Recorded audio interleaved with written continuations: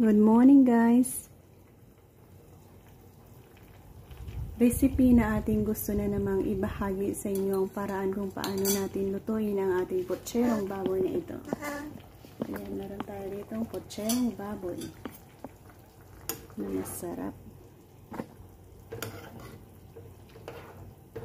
Ayan. Mag-start tayo dito sa paglagay ng konting oil kasi yan eh. Pinirituhan natin ng bacon. Sabay ng onion at garlic.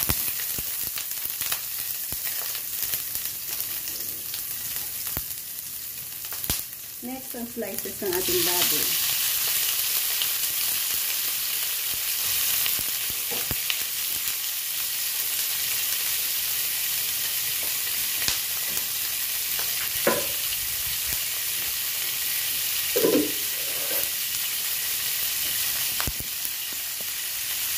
Isang paraan ng pagluluto ng ating putserong baboy. Samahan niyo ako guys.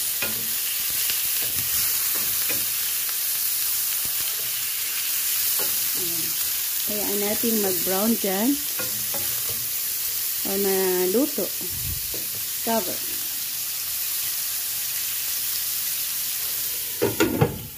Brown na natin. Lagyan natin ng kamatis.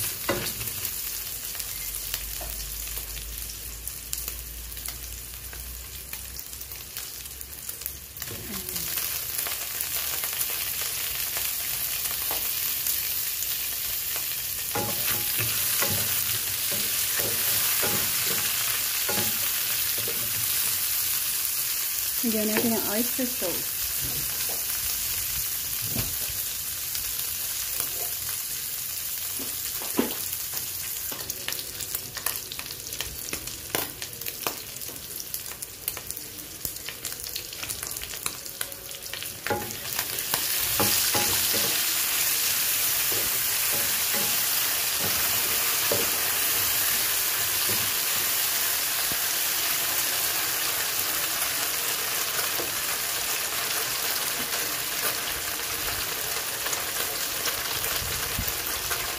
Mag-add tayo sa patubig para sa pagsabaw natin. Laga natin dyan hanggang sa lumambot ang ating baboy. Yan ang ating paraan kung paano natin pasarapin ang ating putserong baboy.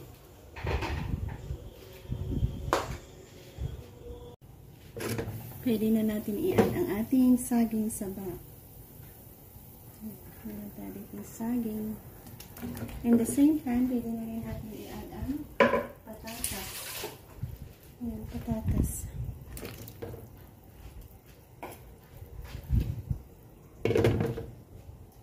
Pag malambot na ang ating patatas, pwede na tayo mag-add ng gulay. Check natin patatas. Ayan, malambot na nga.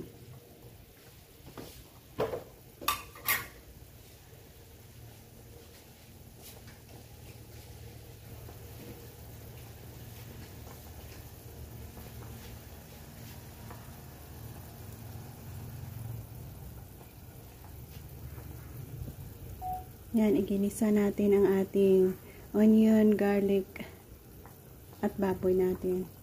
Nilagyan ng kamatis. Ayan, meron na yung patatas at saging pinakuluan. And then, next steps, lagyan natin ng asin pampalasa. At pwede na natin ilagay ang ating cabbage. At siling haba. Ito ang siling haba na 4 na peraso. And cabbage.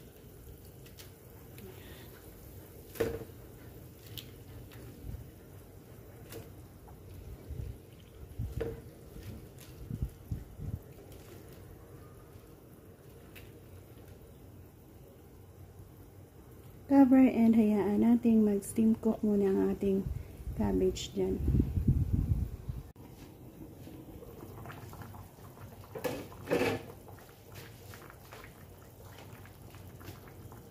Thank you guys. Dito na tayo mag-e-end. Nakuha na natin ang saktong lasa para sa ating putserong baboy na ito. Bye-bye. God bless and Happy eating. Maraming salamat ulit. So, yan ang ating potcherong baboy recipe. Kuha tayo 1 serving. And masarap pag mainit-init. Yan ang ating masarap na hihigupin.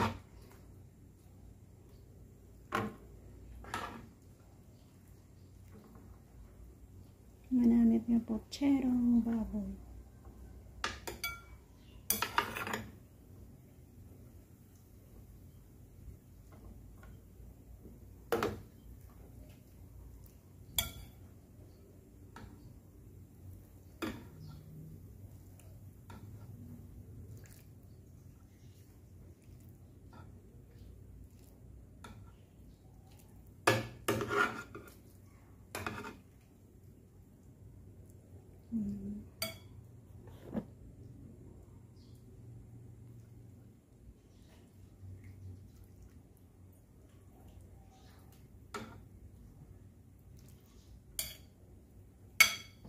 Thank you and God bless again.